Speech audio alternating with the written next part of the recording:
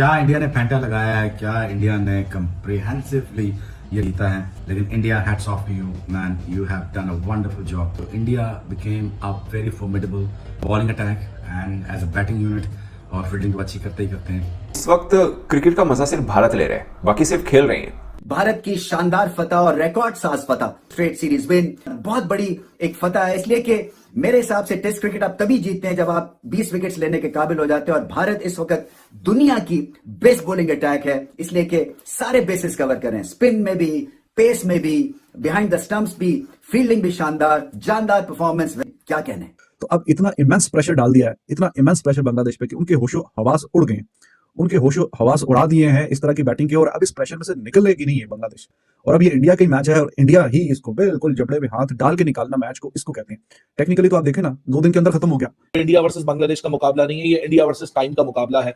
India ने time को defeat कर दिया, एक ऐसे टेस्ट मैच में विक्ट्री हासिल करने का जिसको डे 3 के इख्तिताम पे कहा जा रहा था, तो डलनेस का शिकार हो चुका है। रोहित शर्मा ने अपनी रिलेंटलेस और स्ट्रेटेजिक थिंकिंग और कप्तानी के थ्रू ये पॉसिबल करके दिखा दिया कि भाई साहब, अगर 2 दिन आपके पास बचे तो हम 1.5 दिन में भी जीत सकते हैं। उन्होंने जिस तरीके से इस मैच को अपनी तरफ लेकर आए हैं, ये सिर्फ और सिर्फ इंडिया कर सकता था, ये कोई और नहीं कर सकता था। ये बोलने पे मजबूर है, हमें बोलना पड़ेगा, ये सिर्फ और सिर्फ भारत की टीम ही कर सकती थी और कोई टीम नहीं कर सकती थी। तो मुझे लगा कि इंडिया ने ठीक ठाक किस्म की फेंटी लगाते हुए और कॉन्फिडेंस को बूस्ट करते हुए हाईली कॉन्फिडेंट टीम बनते हुए जा रहे हैं। तो कप्तानी रोहित शर्मा की इंप्रूव हुई, 1.5-2 साल से घुमा हुआ रोहित शर्मा अभी प्रेजेंट है, और बेहतरीन मैनेजमेंट के साथ उनकी मैनेजमेंट और उनकी कैप्टनसी दोनों मिलकर बेहतरीन फैसला कर रहे हैं। आ रहा हो इस बांग्लादेश की टीम का और इस इंडिया की टीम का एक भी कोई खेल का ऐसा सेगमेंट नहीं है कि जिसमें कोई मुकाबला नजर आ रहा हो।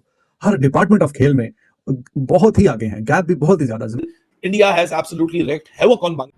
हेलो दोस्तों, जैसा कि आपको पता है कि इंडिया ने बांग्लादेश को बहुत बुरी तरीके से हरा दिया है, और 3 दिनों तक जो बारिश हुआ था उसके बाद इंडिया की जो कमबैक थी, चौथे दिन और 5वें दिन तो आप सभी लोगों ने देखा है कि कितने बेहतर तरीके से आज जीत प्राप्त की है।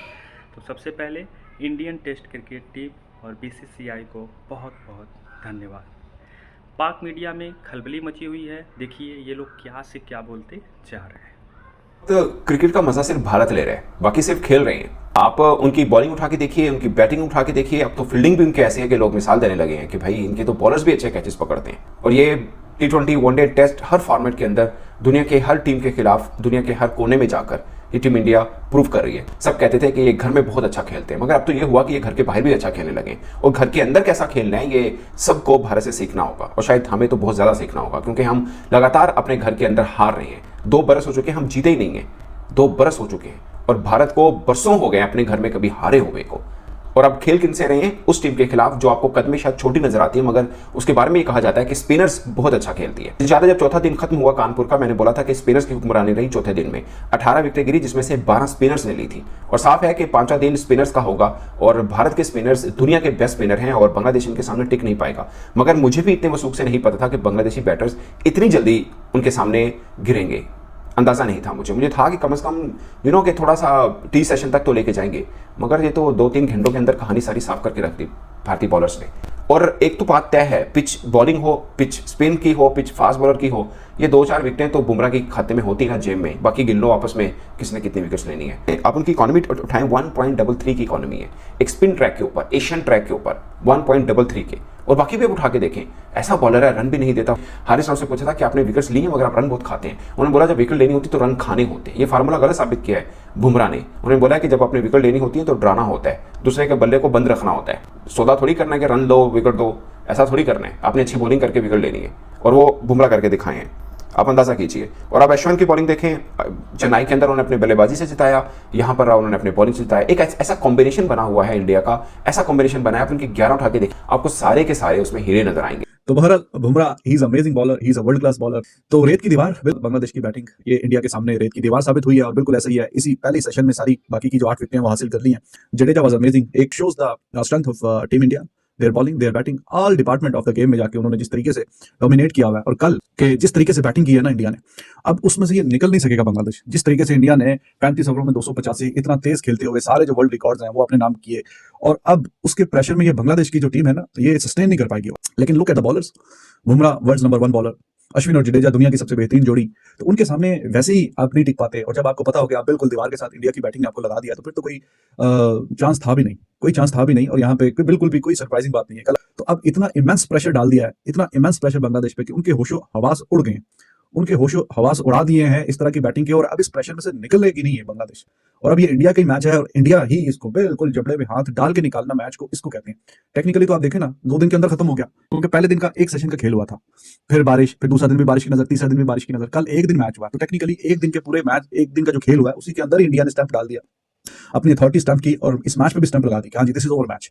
तो 15 सेशन में से सिर्फ 6 सेशन चाहिए थे इंडिया को कि बांग्लादेश को 2 बार आउट भी करे और फिर मैच में बिल्कुल जीतने के बिल्कुल करीब आ जाए। कोई कंपैरिजन है, कोई मुकाबला है किसी भी हवाले का, बॉलिंग का, बैटिंग का, स्पिन बॉलिंग का आ रहा हो इस बांग्लादेश की टीम का और इस इंडिया की टीम का? एक भी कोई खेल का ऐसा सेगमेंट नहीं है कि जिसमें कोई मुकाबला नजर आ रहा हो। हर डिपार्टमेंट ऑफ खेल में बहुत ही आगे हैं, गैप भी बहुत ही ज्यादा, जमीन आसमान का फर्क नजर आ रहा है। इतने बुरे तरीके से इतना वन साइडेड मैच करके, और इसको आप कहें कि स्टैंपिंग अथॉरिटी, तो चलो वो तो फिर भी थोड़ा रिस्पेक्टेबल सी बात होती है कि अपनी अथॉरिटी स्टैंप की है। ये तो कुछ ऐसा है कि जैसे कि किसी की इंसल्ट करना, बेइज्जती करना कि हाँ जी यार, तुम लोग तो, हमें तो लगा था कि वाकई कुछ अच्छी टीम बन गई, तुम तो उस पहले से भी गए गुजरे हो, तुम तो बिल्कुल ही फारग हो, तुम्हारा तो कोई हिसाब किताब ही कोई नहीं है कि जो हमारी टीम इनसे इनसे वाइट वॉश हो गई इनसे। तो बांग्लादेश की टीम का जो लेवल है वो तो उधर ही है जहां पे खड़ा हुआ था, जैसे वो पहले थी वैसे ही अभी है। तो इसका मतलब है पाकिस्तानी और बुरी हो गई है, और भी घटिया हो गई है, और भी बेकार टीम हो गई है। वरना तो आपके सामने ही है, सारी सूरत आपके सामने है। वो ये बांग्लादेश जो यहाँ पे बिल्कुल उसका बुरा हाल हुआ है, absolutely clueless. India versus Bangladesh का मुकाबला नहीं है, ये इंडिया वर्सेस टाइम का मुकाबला है। इंडिया ने टाइम को डिफीट कर दिया। एक ऐसे टेस्ट मैच में विक्ट्री हासिल करने का, जिसको डे 3 के इख्तिताम पे कहा जा रहा था, तो डलनेस का शिकार हो चुका है, क्योंकि 2.5 दिन जाया हो चुके हैं। इस टेस्ट मैच में कैसे रिजल्ट पॉसिबल होगा? लेकिन रोहित शर्मा ने अपनी रिलेंटलेस और स्ट्रेटेजिक थिंकिंग और कप्तानी के थ्रू ये पॉसिबल करके दिखा दिया कि भाई साहब, इस तरह टेस्ट मैच 2.5 दिन छोड़िए, 2.5 दिन जाया होने के बाद अगर 2 दिन आपके पास बचे तो हम 1.5 दिन में भी जीत सकते हैं। रिमेनिंग 8 विकेटें लेनी थी, एक सेशन में 8 विकेटें लेके इंडिया ने अपने आप को पॉइस कर दिया फॉर दैट मैजिकल विक्ट्री, जो कि शायद डे 3 के इख्तिताम पे किसी ने सोची ना थी। कप्तान रोहित शर्मा, जिसके पास डेडलीस्ट बॉलिंग पेयर है अश्विन और जडेजा की शक्ल में, फिर जसप्रीत बुमराह जैसा एक स्किलफुल बॉलर है। India is weaving a magical history win at Kanpur. ये जो बॉलिंग अटैक है भाई साहब, this will sneak in, this will make your life hell. India has absolutely wreaked havoc on Bangladesh. पहले सेशन के अंदर जो कहा था वो ये लोग करके दिखाते हैं, क्योंकि इन्होंने जीतना होता है ना। और या बुमराह बॉल को पकड़ते सामने वालों के हाथों कांपने लग जाते हैं।